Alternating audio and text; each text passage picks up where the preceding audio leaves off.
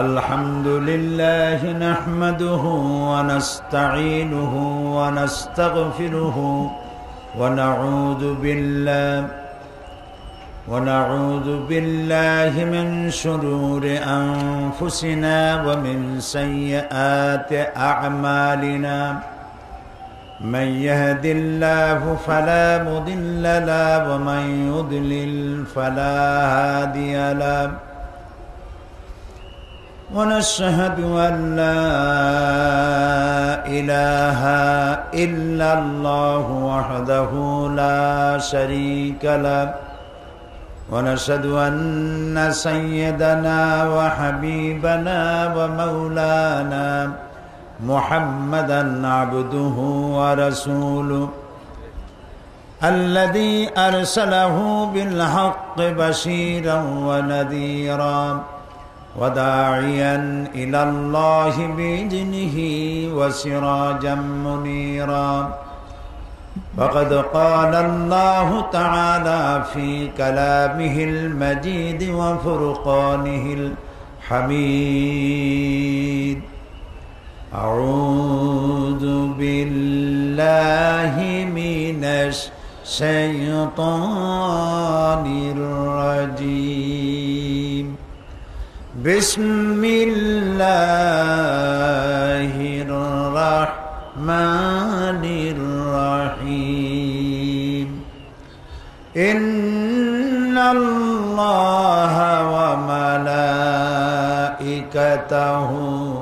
يصلون على النبي يا أيها الذين آمنوا صلوا عليه وسلموا تسليما اللهم صل على مولانا محمد وعلى آل سيدنا مولانا محمد প্রাণ খুলে মোহাব্বতের সাথে সবাই পড়ুন আল্লাহুম্মা সাল্লি আলা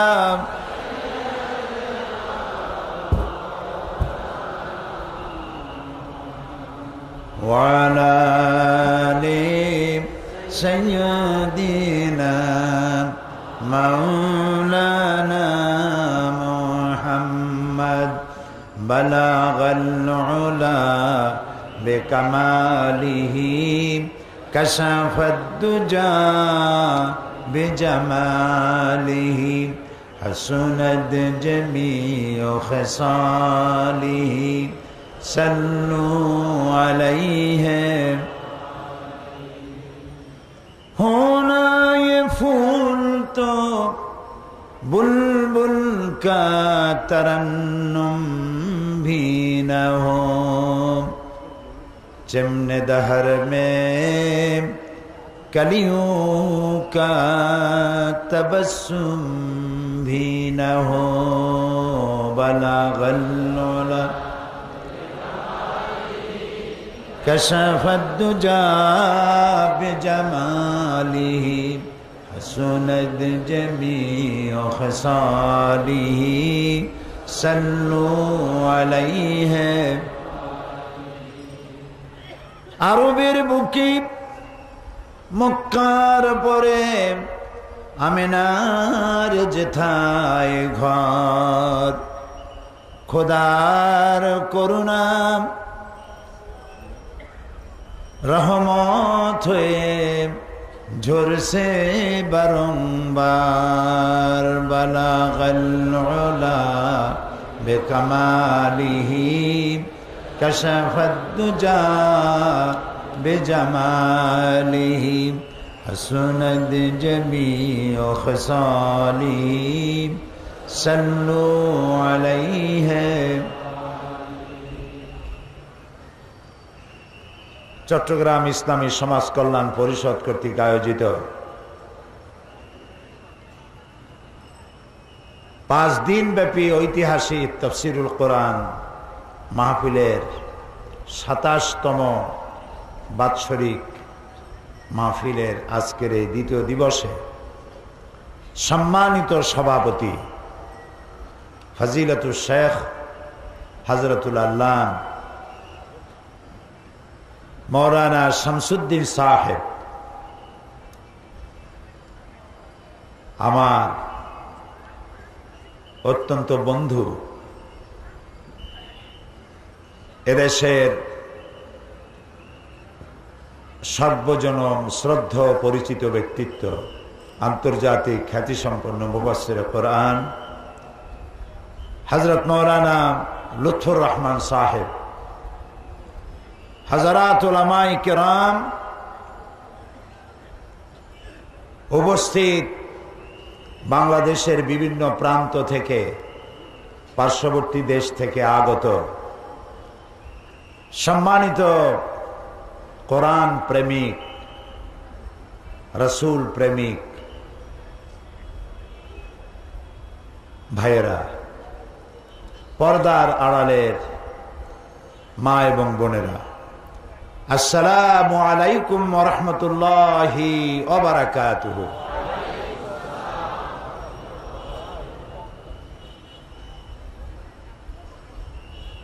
অমুসলিম ভাইদের জন্য যারা মাহফিলে এসেছেন তাদেরকে আন্তরিক শুভেচ্ছা এবং মোবারকবাদ।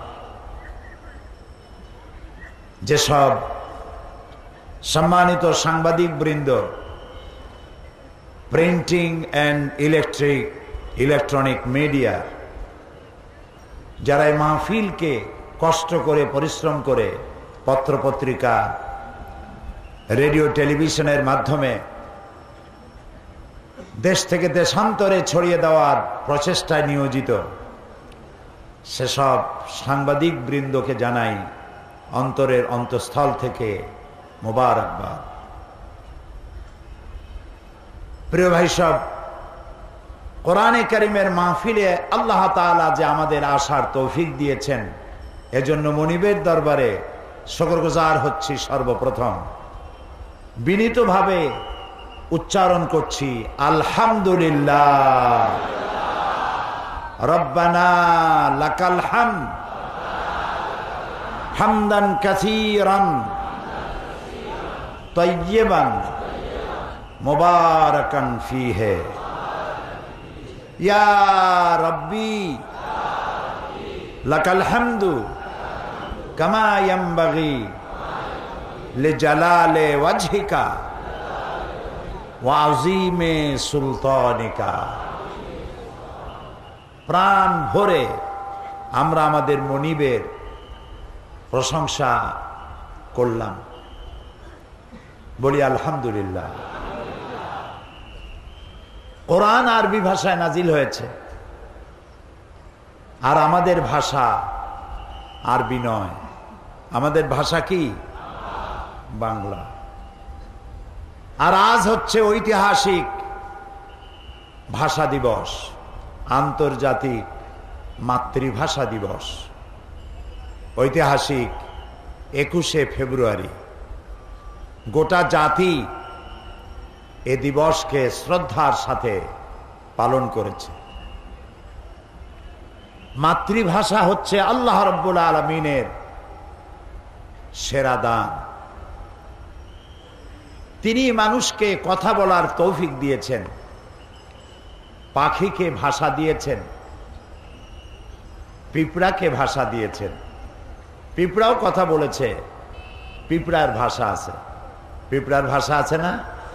আপনারা দেখেছেন পিঁপড়া যখন যে পথে যায়, যার সাথে দেখা হয়, কানে কানে কি যেন বলে যায়, সম্ভবত SMS করে। পিঁপড়ার ভাষা বোঝার তৌফিক আল্লাহ তাআলা দিয়েছিলেন সুলাইমান আলাইহিস সালামকে। মানতিকাত তায়র, তিনি পাখির ভাষা বুঝতেন, প্রাণীর ভাষা বুঝতেন। সুলাইমান আলাইহিস সালাম যাচ্ছেন, আর পিঁপড়া বলছে তার সাথী সঙ্গীদেরকে যে সুলাইমান আসতেছে তার সৈন্য সামন্ত নিয়ে, তাড়াতাড়ি গর্তে লুকাও, তা না হলে তাদের পদতলে পিষ্ট হয়ে মরবে। সুলাইমান আলাইহিস সালাম পিঁপড়ার রাজারে হাতে উঠায় নিলেন। আমাদের দেশে পিঁপড়ার রাজা আছে না, চেনেন? কেমন দেখা যায়? ভালোই দেখা যায়।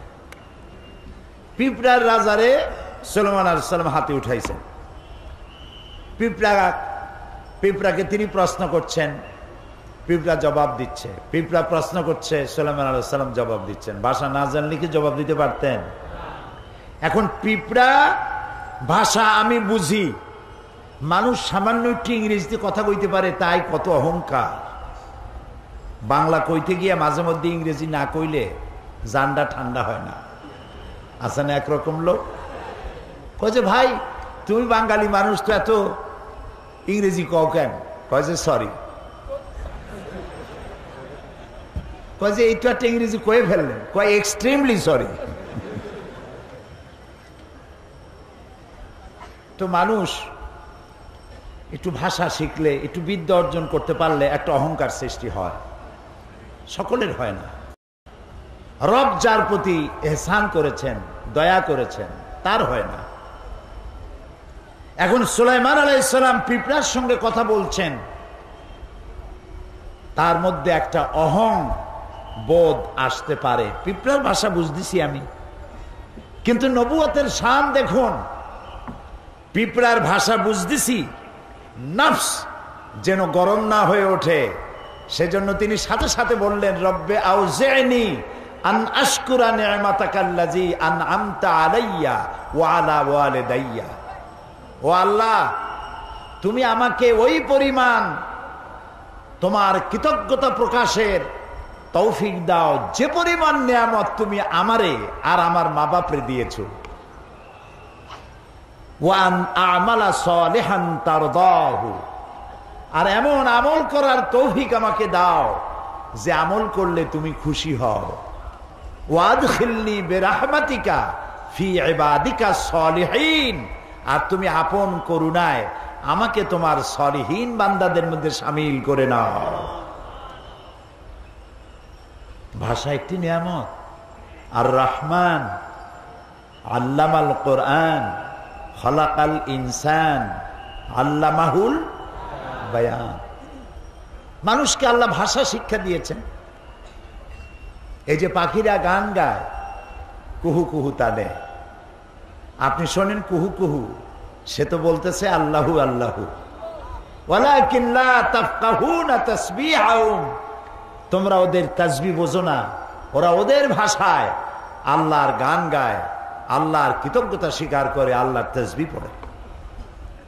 প্রিয় ভাই সব, মাতৃভাষা আল্লাহর দান। আল্লাহ তাআলা বলছেন, ওমা আরসালনা মির রাসূলিন ইল্লা বিলিসানি কওমি লিয়ুবাইয়িনা লাহু। আমি এমন কোন নবী পাঠাই নাই যে নবীকে তার জাতির মাতৃভাষায় পাঠাই নাই। এই মাতৃভাষায় নবী পাঠাইছি এই জন্য, যাতে করে তারা আমার বাণীগুলিকে তার জাতিকে বুঝাই দিতে পারে। আল্লাহ নবী পাঠাবেন আরব দেশে, সেজন্য লন্ডন থেকে নবী বানায় আনেন নাই। ইংরেজি কইলে আরবরা বুঝবে কি? ঠিক কিনা? সুতরাং যে জাতি কাছে আল্লাহ নবী পাঠাবেন, সেই জাতির মাতৃভাষায় আল্লাহ নবী পাঠিয়েছেন। এই ভাষা হচ্ছে আল্লাহর দান। ওয়ামিন আয়াতিহি খালকুস সামাওয়াতি ওয়াল আরদ ওয়া ইখতিলাফি আলসিনাতিকুম ওয়া আলওয়ানিকুম। আল্লাহ তাআলা বলছেন, আমার অসংখ্য নিদর্শনের মধ্যে রয়েছে আকাশ আর জমিন, আর রয়েছে তোমাদের মধ্যে রঙের বৈচিত্র্য, আর রয়েছে ভাষা। অসংখ্য ভাষা এবং রং, এসব আমার সৃষ্টি, আমার নিদর্শন। ইন্না ফি যালিকা লাআয়াতিন লিল আলামিন।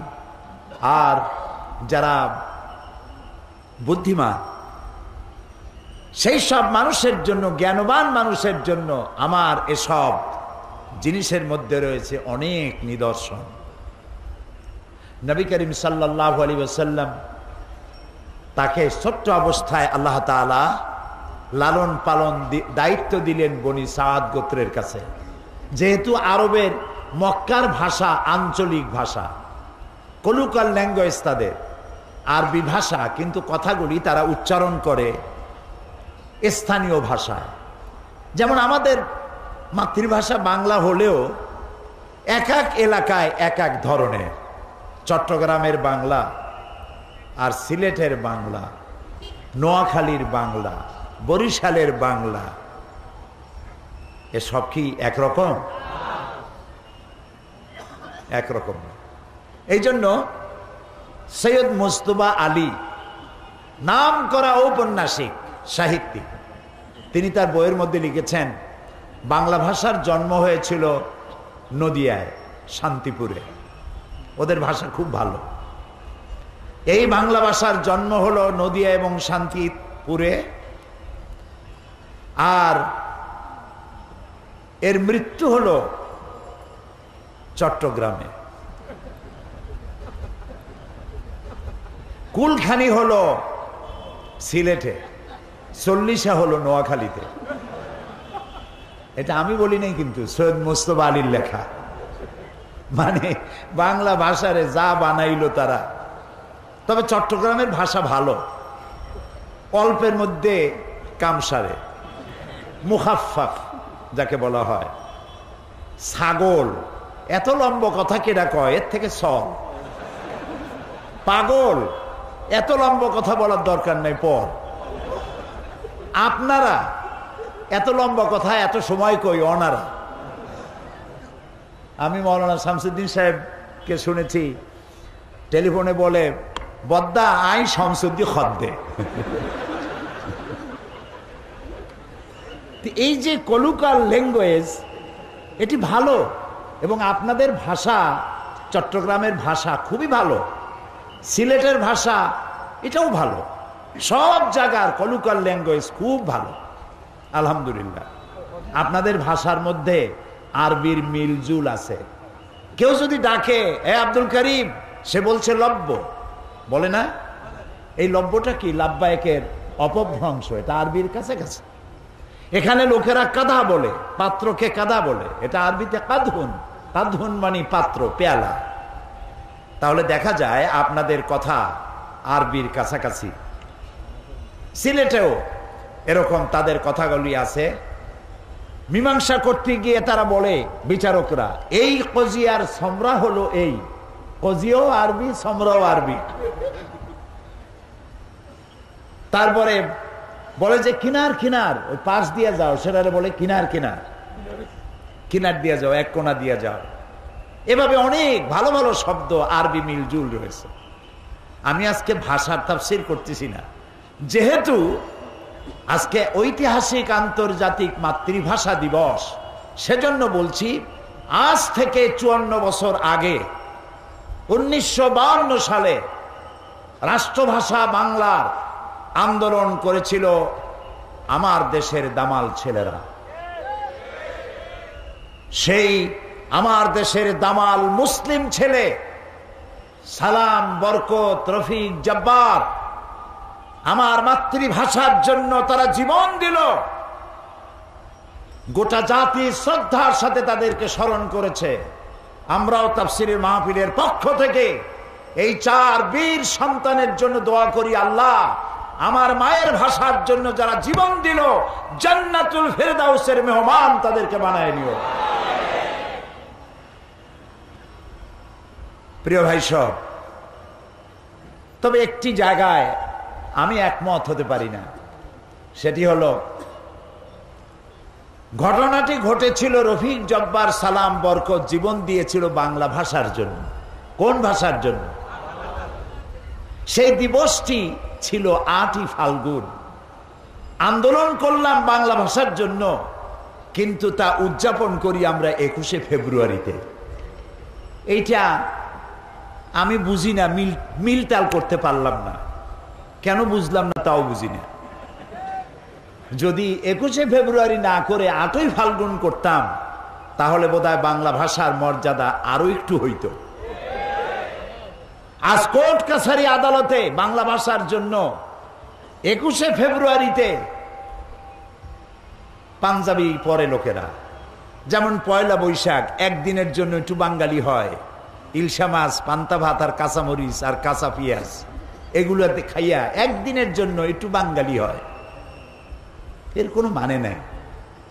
আমাদের কোর্ট কাছারি আদালতে আমাদের বিজ্ঞ আইনজীবীরা বিচারককে সম্বোধন করে মাই লর্ড। কি মারাত্মক কথা! মাই লর্ড মানে কি? আমার প্রভু, আমার রব। নাউজুবিল্লাহ, সবাই বলি নাউজুবিল্লাহ। আপনারা বলুন মহামান্য আদালত, মহামান্য বিচারক, মাই লর্ড, এই কথা বলা কবিরা গুনাহ। কোন মুসলমানের বিচারককে মাই লর্ড বলা জায়েজ নাই, হারাম, কবিরা গুনাহ। আপনি বাংলায় বলুন মহামান্য আদালত, মহামান্য বিচারক। সুতরাং বাংলায় কথা বলতে শিখি, বিশুদ্ধ বাংলা বলতে চেষ্টা করি, তাহলে ভালো হবে। এবং আজকের এ বিষয়ে আমার শেষ কথা, আসুন জীবনের সকল স্তরে বাংলা ভাষা চালু করার আন্দোলন শুরু করি। বাংলা ভাষা না জানলে, না বুঝলে, কোরআন যদি বাংলায় তাফসির না হইতো তাহলে সাধারণ লোকেরা কোরআন বুঝতে পারতো না। এই জন্য আমার মায়ের ভাষা শুধু নয়, আমার বাপের ভাষাও বাংলা। সুতরাং মাতৃপিতৃ ভাষা বাংলা। এই ভাষার সাথে আমাদের প্রাণের সম্পর্ক, জীবনের সম্পর্ক। এ ভাষা আমি তৈরি করে নাই, কোন বুদ্ধিজীবী তৈরি করে নাই। সমস্ত ভাষার স্রষ্টা কে? সবাই বলুন, সে আল্লাহর প্রশংসা করছি।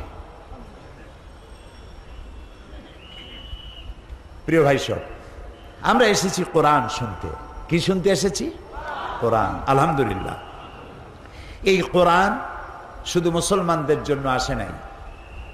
আল্লাহ তাআলা কোরআন সম্পর্কে বলেছেন হাযা বায়ানুল লিন্নাস হুদাল লিন্নাস, এটা পৃথিবীর সকল মানুষের জন্য আমি নাজিল করেছি। সুবহানাল্লাহ। আল্লাহর নবী বলেন লা তুহসাব আজাইবুহু ওয়ালা তুবলা গারাইবুহু ফিহি মাসাবিহুল হুদা ওয়া মানারিল হিকমা। আল্লাহ তাআলা বলেন, আল্লাহর নবী বলেন, এই কোরআন কোনদিন পুরাতন হবে না, জীর্ণ হবে না, শীর্ণ হবে না। এই কোরআনের বিস্ময়কারিতা, এই কোরআনের আশ্চর্য অবস্থা, বিস্ময়কারিতার কোনো শেষ নাই। বিজ্ঞানের আবিষ্কার যত বাড়বে, বিজ্ঞান যতই অগ্রসর হবে, ততই কোরআনের কাছে বিজ্ঞানীরা ভিক্ষুকের মতো কিয়ামত পর্যন্ত হাত তুলে থাকবে। এটা শেষ নাই, কোনদিন পুরাতন হবে না।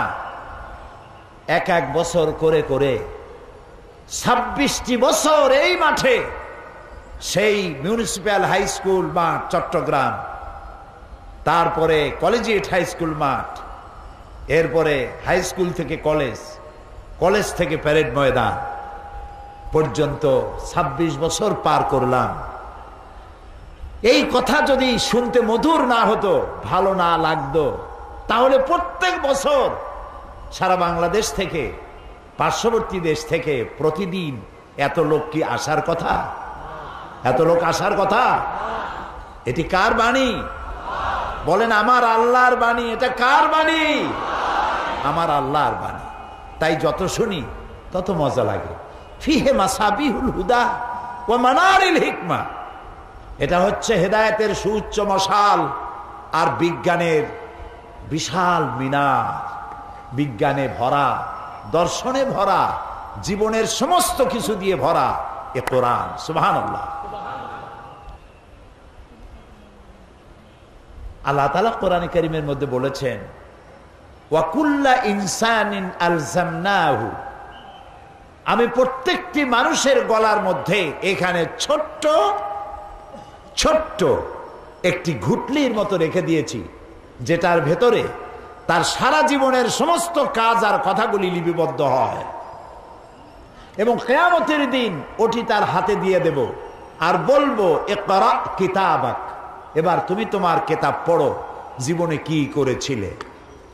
প্রশ্ন ওঠে যে ছোট্ট একটা ঘুটলি এই গলার কাছে একটা মানুষ বাঁচে 50, 60, 70, 80, 100, 150, আগে তো আরো বেশি বাঁচত।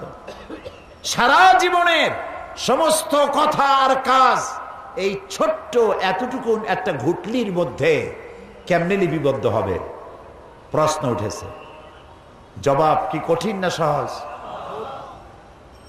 আপনারা অনেকে আন্দাজেই কইছেন সহজ। সহজে কেমনে বোঝেন নেই। সহজ এইভাবে, আপনাদের সকলের কাছে এখন মোবাইল আছে, আছে না? টিভিতে দেখলাম এখন ভিক্ষুকরাও নাকি মোবাইল ব্যবহার করে। মোবাইল করে বলে, সাহেব আমারে চিনেছেন? কয় না, চিনি নাই তো। কয় আমি ওই ফকির সাহেব, সোনারগাঁ হোটেলের সামনে যে গাড়িতে দেখা হয়েছিল, আপনি বাসায় কখন থাকবেন? আমি সেই সময় আসবো, আমার কিছু ভিক্ষা দেবেন। ওরাও এখন ব্যবহার করছে। এই মোবাইলের সিমের ভিতরে কত কিছু আছে। এটা একটা মিনি কম্পিউটার, এর মধ্যে শত শত telephone number, email, internet, website সহ সব কিছু। আমি গত রমজান মাসে মক্কা শরীফ থেকে বাংলাদেশে ফিরছি, জেদ্দায় এসেছি। একটা মোবাইল কেনা দরকার, একটা মোবাইলের দোকানে গেলাম। যেটা পছন্দ হয় না সেগুলির দাম কম, যেটা পছন্দ হইল ওইটার দাম বেশি। পছন্দ হইল সেটার দাম 1600 রিয়াল। আমি বললাম, ভাই এত পয়সা তো আমার নাই, আমি অন্য দোকান দেখি। পিছনে এক লোক দাঁড়ানো, আমি তারে দেখিও নাই, চিনিও না। সে কয় যে ওইটা কি আপনার পছন্দ? তা আমি বললাম, ভাই আমার কাছে তো পয়সা নেই, আমি এটা নেবো না, আমি অন্য দোকানে গিয়ে দেখি যে আমি একটা কম দামের পাই নাকি। কয় যে আপনার দাম দিয়া কাম কি, আমার বাড়ি চট্টগ্রাম, এটা আমি আপনার হাদিয়া দেব। চট্টগ্রামের ফজিলত বয়ান করতেছি না, অন্য কথা বলবো। মোবাইলটা আমারে দিল এবং একটা মেমোরি কার্ড কিনলো সে, ছোট্ট, আমার এই যে আপনার আঙ্গুলের যে কর, এই করের অর্ধেক একটা মেমোরি কার্ড। এই কার্ডটা ভিতরে ঢুকায় দিল আর বলল এইটার ভিতরে 30 পারা কোরআন শরীফ ঢুকানো আছে। কাবা শরীফের ইমাম ফজিলাতুল শেখ আব্দুর রহমান আস-সুদাইস, ফজিলাতুল শেখ সৌদ আশ-শুরাইম, এই দুইজনের তেলাওয়াত করা 30 পারা কোরআন আমার মোবাইলের মধ্যে ঢুকানো। যখন যার তেলাওয়াত যে সূরা শুনতে ইচ্ছা করে শুনতে পারি। চিন্তা করলাম, এতটুকু মেমোরি কার্ডে 30 পারা কোরআন যদি মানুষে ঢুকাইতে পারে, এই বুদ্ধি যিনি দিচ্ছেন সেই আল্লাহ রাব্বুল আলামিন মানুষের সারা জীবনের সমস্ত কাজ আর কথা এতটুকু জিনিসে ঢুকাতে পারবেন না কেন? সুতরাং বিজ্ঞানের আবিষ্কার যত বাড়বে, কোরআন বোঝা মানুষের জন্য তত সহজ হবে। যদি কোথাও বিজ্ঞান আর কোরআনের মধ্যে কন্ট্রাডিকশন হয়, তাহলে বুঝতে হবে বিজ্ঞান ব্যর্থ, কোরআন সফল। বিজ্ঞান আরো রিসার্চ করুক, কোরআনের সত্যতার দ্বার প্রান্তে একদিন না একদিন উপনীত হবেই ইনশাআল্লাহ। কারণ কোরআন এসেছে মহাবিজ্ঞানময় আল্লাহর কাছ থেকে। প্রিয় ভাই সব, সেই জন্য বলেছিলাম কোরআন শুধু মুসলমানদের জন্য নয়। আল্লাহ কি শুধু মুসলমানদের? বলেন তো, আল্লাহ কার? সবার। আল্লাহ যদি মুসলমানদের হইতো তাহলে তো আমরা পড়তাম আলহামদুলিল্লাহ রব্বিল মুসলিমিন, ঠিক না ভাই? আলহামদুলিল্লাহ রব্বিল আউলিয়া ওয়াল মুত্তাকিন, আলহামদুলিল্লাহ রব্বিল মুরসালিন, এগুলি পড়ি। কি পড়ি? পড়েন আমার সাথে, আলহামদুলিল্লাহি রাব্বিল আলামিন। সুবহানাল্লাহ, সুবহানাল্লাহ। সমগ্র বিশ্বের একচ্ছত্র অধিপতি মালিক তিনি সকলের। আমি হিন্দুদেরকে সম্বোধন করেছি, খ্রিস্টান, বৌদ্ধ, উপজাতীয়দেরকে সম্বোধন করেছি, কারণ আপনাদের সাথে আমাদের কোনো শত্রুতা নাই। আপনারা আমাদের ভাই, আপনাদের সাথে আমাদের সুসম্পর্ক। কোরআন আমার জন্য শুধু নয়, আপনার জন্য, কারণ আল্লাহ শুধু আমার না আপনারও।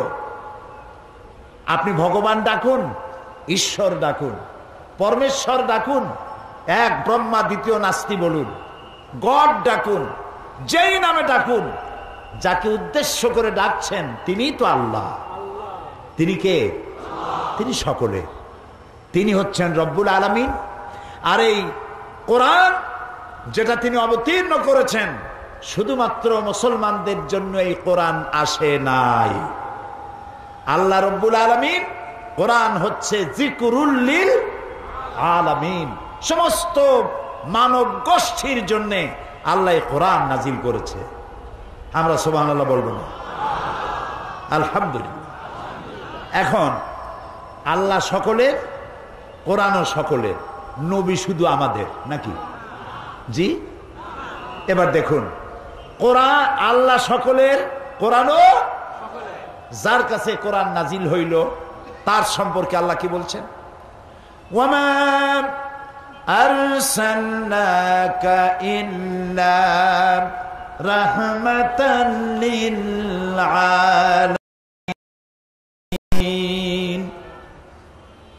নবী হে, আমি আপনাকে আমার গোটা সৃষ্টি জগতের জন্য, হোল ম্যানকাইন্ড, সমস্ত মানব গোষ্ঠী, এমনকি সৃষ্টি জগতের জন্য আপনি আমার করুণার মূর্ত প্রতীক, আপনি আমার রহমত।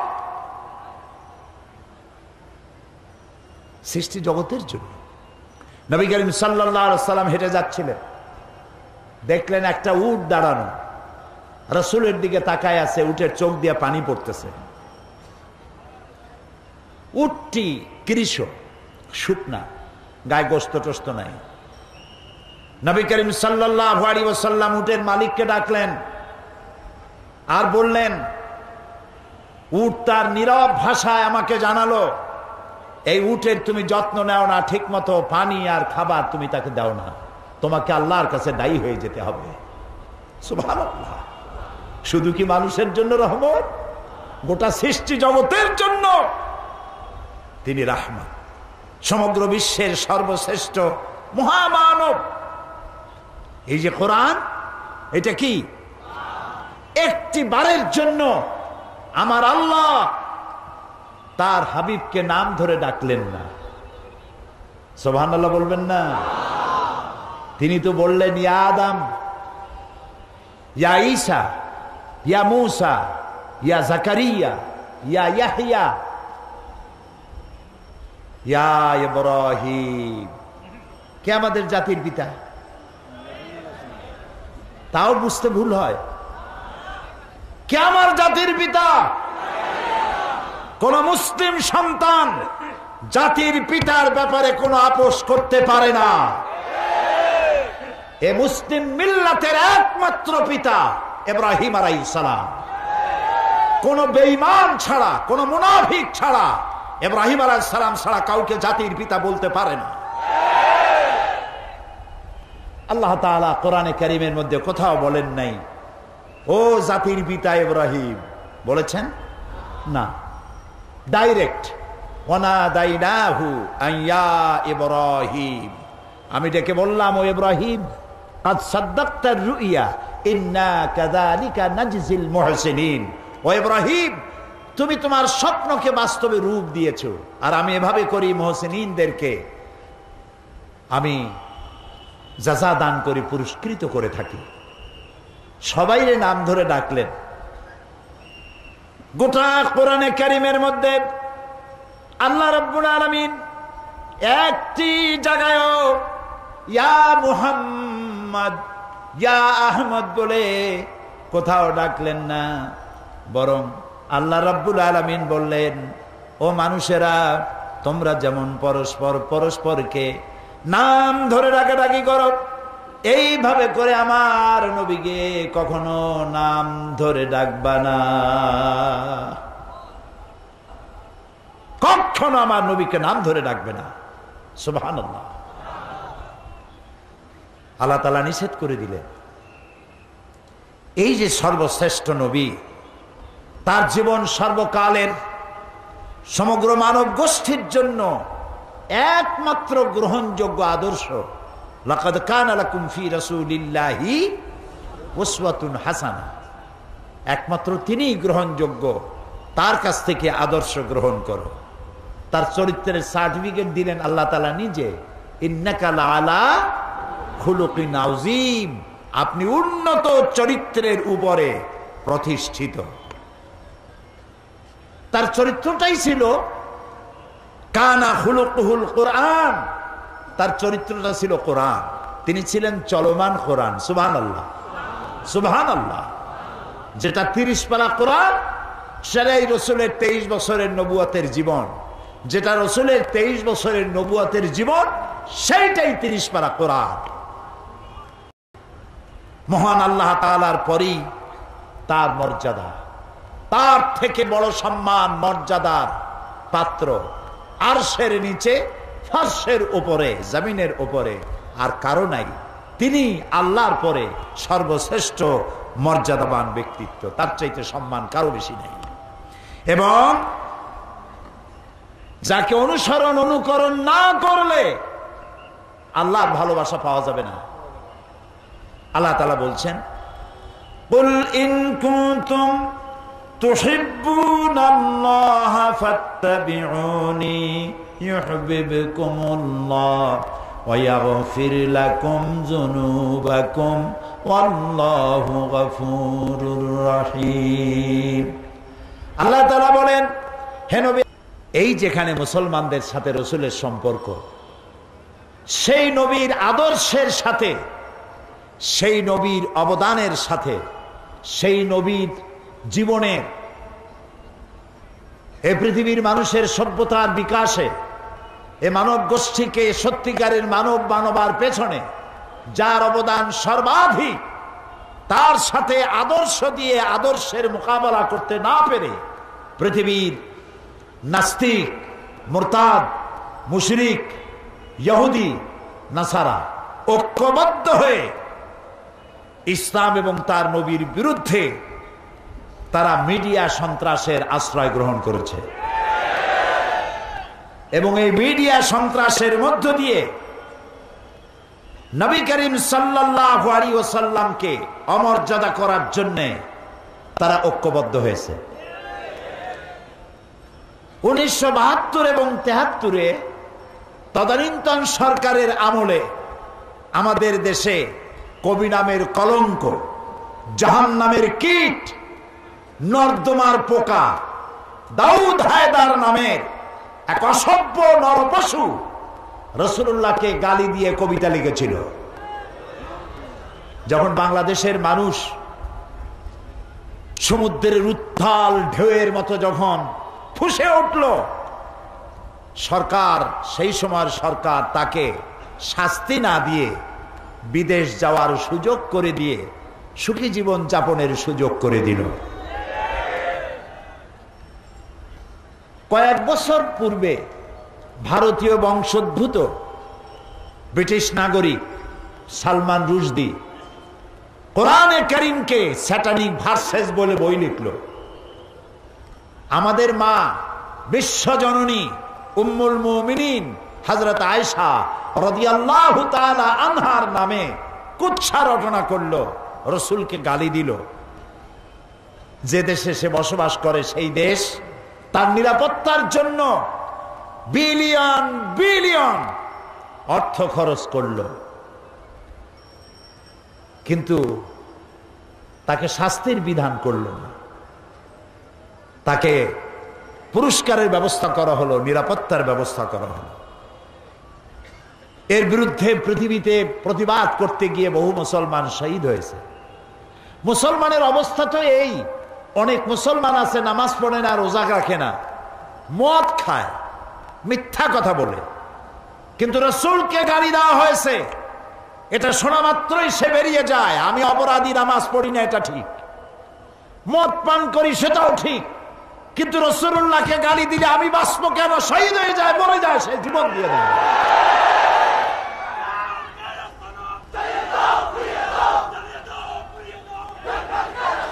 এবার একের পর এক মুসলমানদের ঈমান টেস্ট করা শুরু করেছে ইসলামের বিদ্বেষীরা। এই পৃথিবীর মানচিত্রে একটি দেশের নাম ডেনমার্ক। ডেনমার্কের একটি পত্রিকা নবী করিম সাল্লাল্লাহু আলাইহি ওয়াসাল্লামের ব্যঙ্গচিত্র অঙ্কন করলো, তার মাথার উপরে বোমা আকৃতির একটা পাগড়ি পরায় দিল, নাউযুবিল্লাহ। তার দুই পাশে অর্ধনগ্ন দুইটা মেয়ে লোক দিয়ে দিল, নাউযুবিল্লাহ, নাউযুবিল্লাহ। আমি এদেরকে মানুষ মনে করতে পারি না, কোন অবস্থাতেই মানুষ মনে করতে পারলাম না। আমি দুঃখিত, এরা মানুষ না। যদি কৃতজ্ঞতা বোধ থাকতো তাহলে জানা দরকার ছিল এই পৃথিবীতে মনুষ্যত্বের মর্যাদা দিয়েছেন এক ব্যক্তি, তার নাম মুহাম্মদ সাল্লাল্লাহু আলাইহি ওয়াসাল্লাম। পৃথিবীর মানুষকে সভ্য বানিয়েছেন, ভদ্র বানিয়েছেন, নারীর মর্যাদা দিয়েছেন, শ্রমিকের অধিকার দিয়েছেন, শিশুর অধিকার দিয়েছেন, সাদা এবং কালো মানুষের পর্বত সম বৈষম্য দূরীভূত করে একই সমান্তরালে এনে দিয়েছেন। গোটা বিশ্ব, সমগ্র বিশ্বের মানব গোষ্ঠী যদি তার কলিজা বুক থেকে নিজেরা নিজে ছিঁড়ে রাসূলের কদমের উপরে রেখে দেয়, রাসূল পৃথিবীকে যে ঋণী করেছেন সেই ঋণ শোধ হবে না। বিশ্ব মানবতার মহানবীর এই ব্যঙ্গচিত্র ফুঁসে উঠল পৃথিবী, গর্জে উঠল মুসলিম উম্মাহ। কোনো বিচার পাওয়া গেল না। যেখানে এটা বন্ধ করে দেওয়ার কথা ছিল বন্ধ না করে Italy, Germany, France, Bulgaria, Belgium, যুক্তরাষ্ট্র, ইটালি, বিভিন্ন দেশে নবী করিম সাল্লাল্লাহু আলাইহি ওয়াসাল্লামের ব্যঙ্গচিত্র, ব্যঙ্গ কার্টুন আঁকাইয়া পৃথিবীর 150 কোটি মুসলমানের কলিজায় আগুন লাগাইয়া দিল।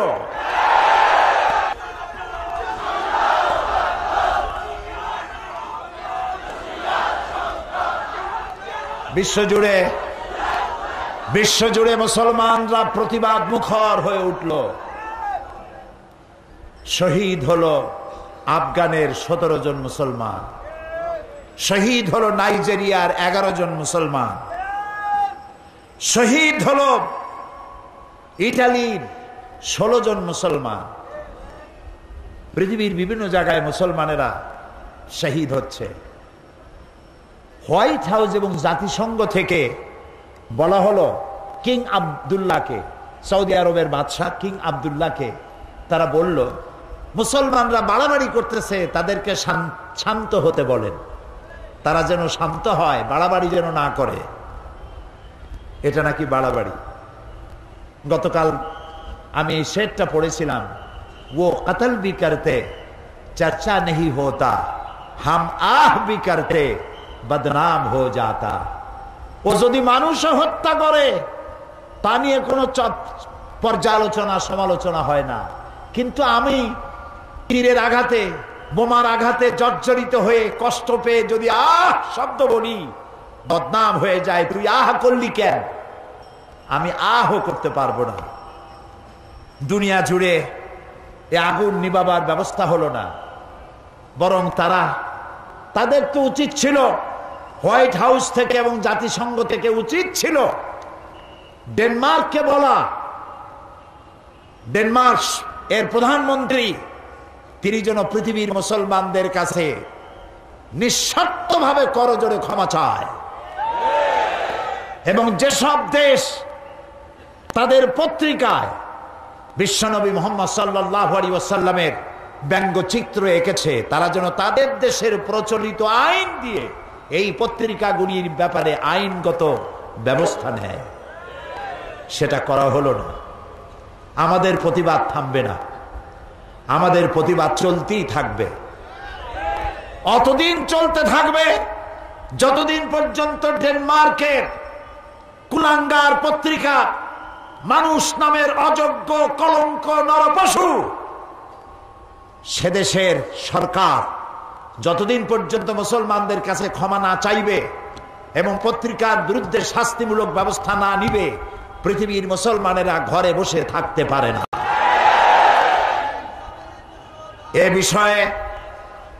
এ বিষয়ে আমার দেশের প্রধানমন্ত্রী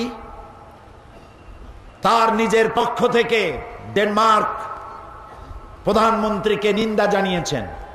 জোটের পক্ষ থেকে, সরকারের পক্ষ থেকে, দেশের 15 কোটি মানুষের পক্ষ থেকে তীব্র নিন্দা এবং ধিক্কার জানিয়েছেন দেশের প্রধানমন্ত্রী।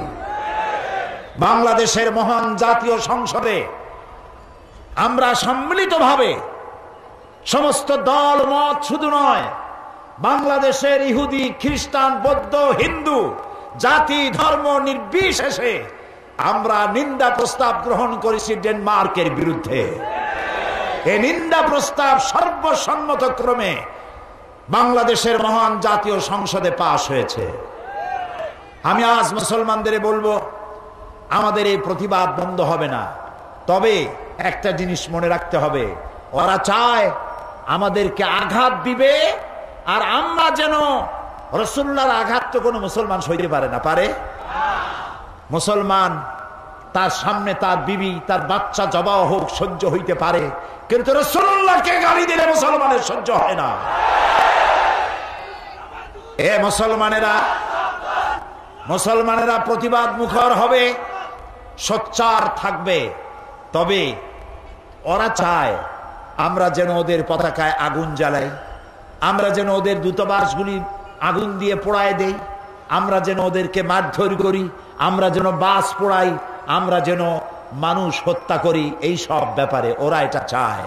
ওদের পাতানো ফাঁদে আমরা কি পা দিব? আমরা কি পা দিব? নিশ্চয়ই নয়।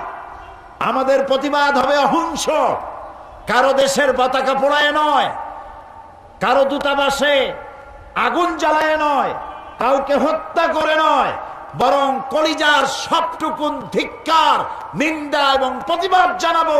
কলিজা দিয়া ধিক্কার দিয়ে তাদেরকে প্রতিবাদ জানাতেই থাকবো। ওরা আমাদেরকে সন্ত্রাসী জাতি হিসাবে চিন্তা পরিচিত করাবার জন্য হাজারো চেষ্টা করছে। এই চেষ্টায় আমরা পাও দেব না। আল্লাহ যেন আমাদেরকে সেই ধৈর্য ধরার তৌফিক দান করেন। আমরা বলি আমিন। আমরা সবাই বলি আমিন। আমরা ড্যানিশ কনডেন্স মিল্ক না খাইলে মরে যাব। আজকে শপথ হোক, ডেনমার্কের কোন জিনিস আমরা কিনবো না, হারাম। এবং যেই সব দেশ আমার রাসূলকে গালি দিয়েছে, আমার রাসূলের ব্যঙ্গচিত্র এঁকেছে, যতদিন পর্যন্ত মুসলমানদের কাছে ক্ষমা না চাইবে, ততদিন পর্যন্ত তাদের তৈরি করা কোন পণ্য আমাদের বিক্রি করা, আমাদের বেচা কেনা আমাদের জন্য হারাম ঘোষণা করলাম। আমরা তাদের পণ্য গ্রহণ করব না।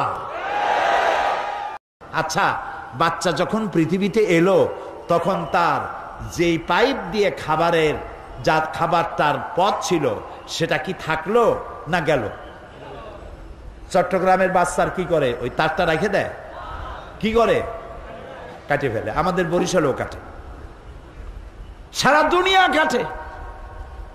এখন বাচ্চা খাবে কি? সে তো চিৎকার মারছে ক্ষুধায়। আল্লাহ রাব্বুল আলামিন মায়ের পেটের ভিতরে সন্তানের খাবারের জন্য একটা পাইপলাইন দিয়েছিলেন।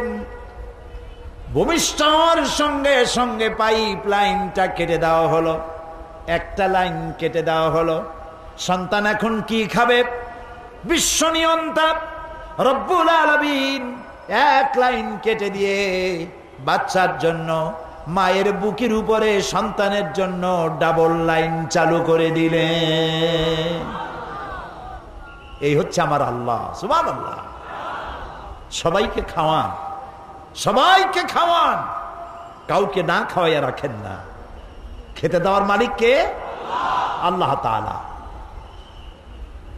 এই পৃথিবীতে মানুষের চাইতে প্রাণী, অন্যান্য প্রাণীর সংখ্যা তো অনেক বেশি। চট্টগ্রামে যত ইঁদুর, উই পোকা, তেলা পোকা, সার পোকা আর পিঁপড়া আছে, তত কি মানুষ আছে? কারা বেশি? আপনারা বেশি না ওরা বেশি? ওরা বেশি। এই অসংখ্য প্রাণী কে খাবার দেয়? বলেন, কে দেয়? ছোট্ট পিঁপড়া থেকে শুরু করে হাতি পর্যন্ত। দরিয়ার তিমি মাছ থেকে সেলাপুটি পর্যন্ত, দরিয়ার ভিতরে যে বড় বড় তিমি আছে, নীল প্রজাতির তিমি, এর ওজন 5000 টন পর্যন্ত হয়। এখন তিমি মাছটা যত বড়, যেমন মা তেমন সা, মাও যেমন বাচ্চাও তেমন হয়েছে। বাচ্চা তো আর ছাগলের বাচ্চা হয় না, কিসের বাচ্চা হয়েছে? তিমির বাচ্চা। ওর তো ডিম হয় না, বাচ্চা দেয়। বাচ্চা যখন এলো তিমির পেট থেকে, ওর প্রত্যেক দিন খাবার লাগে 60 থেকে 70 মণ দুধ। কে দেয়? কে দেয়? আল্লাহ রাব্বুল আলামিন বলেন, এই পৃথিবীতে এমন বহু প্রাণী আছে যাদের খাদ্য তারা জমা করে না, সঞ্চয় করে না। সেসব প্রাণীগুলির খাদ্য আমি সরবরাহ করি। যেমন আপনার আমার ব্যাংকে টাকা আছে, গোলায় ধান আছে, কিন্তু কোনো প্রাণীর ব্যাংকে কিছু জমা নাই। আজ সকালে যা খেলো, কাল সকালে কি খাবে তার জানা নাই। এ ধরনের অসংখ্য প্রাণী, পিঁপড়া থেকে শুরু করে হাতি, গন্ডার, ছোট্ট পাখি থেকে শুরু করে ঈগল পাখি, কাসকি মাছ থেকে শুরু করে তিমি মাছ পর্যন্ত, কেঁচো থেকে শুরু করে বড় বড় অজগর পর্যন্ত, সমস্ত প্রাণীগুলো সকালবেলায় খালি পেটে যার যার বাসা থেকে, যার যার এলাকা থেকে বেরিয়ে চলে যায়, মহাশূন্যে ওড়ে, জঙ্গলে বেড়ায়, আর সমুদ্রে সাঁতরায়। আল্লাহ তাআলা বলেন, সন্ধ্যা আসতে না আসতে সমস্ত প্রাণীগুলির পেট ভরাইয়া আমি যার যার ঘরে ফিরাইয়া দেই। ওয়ামা মিন দাব্বাতিন ফিল আরদি ইল্লা আলাল্লাহি রিজকুহা। এই পৃথিবীতে এমন কোনো বিচরণশীল জীব নাই যার রিস্কের দায়িত্ব আমি আল্লাহ পালন করি নাই। সকলকে এই রিস্কের দায়িত্ব আমি পালন করি। আবহমান কাল থেকে এই পৃথিবীতে 2 শ্রেণীর লোক, ধনী আর গরিব। বলেন কি? ধনী আর গরিব, এই 2 শ্রেণীর লোক। আদিকাল থেকেই মানুষ দারিদ্র্যের বঞ্চনা থেকে মুক্তি লাভের জন্যে মন গড়া ধর্ম, নিজস্ব চিন্তার মতবাদ নিয়ে বহু চেষ্টা করেছে, কিন্তু মানবতার অর্থনৈতিক কল্যাণ, গরিব এবং দুঃখী মানুষের কল্যাণ সাধনে আসমানি বিধানের মতো সুন্দর ব্যবস্থা পৃথিবীতে কেউ দিতে পারে নাই। সমাজতন্ত্র নিজের দেশেই আত্মহত্যা করেছে। আমার দেশে এখনো কিছু কিছু বদ্ধ পাগল কই যে এই দেশে আমরা একদিন সমাজতন্ত্র কায়েম করি, ছাড়ব। আমি বলি, ভাই, কর্ণফুলী, কুশিয়ারা, মেঘনার সুরমা নদীতে যদি সমুদ্র কাছে, সমুদ্রেই যদি ভাটি লাগে, তাহলে কর্ণফুলী, মেঘনা, কুশিয়ারা, বনু আর সুরমা নদীতে জোয়ার আসবে না। সমুদ্রে যদি ভাটি লাগে, তোমার সমাজতন্ত্রের জন্মস্থানেই সমাজ